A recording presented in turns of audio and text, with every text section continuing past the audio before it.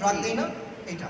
আপনি আজকে যেরকম আমি অ্যান্টিবায়োটিক রেজিস্ট্যান্স নিয়ে কথা বলছি, অ্যান্টিফাঙ্গাল রেজিস্ট্যান্সেও কিন্তু খুব ভয়ানক। কিছুদিন পরে দেখবেন যে কিছু ফাঙ্গাল ইনফেকশন আসবে, যেটা আমাদের দেশে যে ওষুধগুলো আছে এই ওষুধ দেওয়ার কাজ হচ্ছে না। কারণ কি, সে অলরেডি অনেক অ্যান্টিফাঙ্গাল ওষুধ কাজ হচ্ছে না, বড়ি কমা যাবে, কত দামিটা চলে যাচ্ছে। সো আপনাদের ক্ষেত্রে এই একটা মেসেজ অ্যাজ এ ডক্টর হিসেবে, আপনারা এই ধরনের রোগীদেরকে যত্র অ্যান্টিফাঙ্গাল ড্রাগ না দিয়ে অ্যাটলিস্ট তাকে স্পেশালিস্ট ডার্মাটোলজিস্ট অথবা মেডিসিনের যারা বিশেষজ্ঞ স্যারেরা আছেন ওনাদের সাথে একটু কনসাল্ট করে ওষুধে যান, কারণ এগুলো খুব সেন্সিটিভ ওষুধ। আপনার ক্ষেত্রে দেখা যাবে যে কোনো একটা সামান্য অ্যান্টিফাঙ্গাল ড্রাগ পরবর্তীতে আপনি খাচ্ছেন, কাজ হচ্ছে এবং এখান থেকে মানুষ মারা যেতে পারে। তো আমার এই মেসেজগুলো প্লিজ আপনারা একটু মেনটেন করবেন। আমি একটু জাস্ট একটু অল্প সময়ের মধ্যে আমার একটু ব্লাড সেশনটা করে দিব।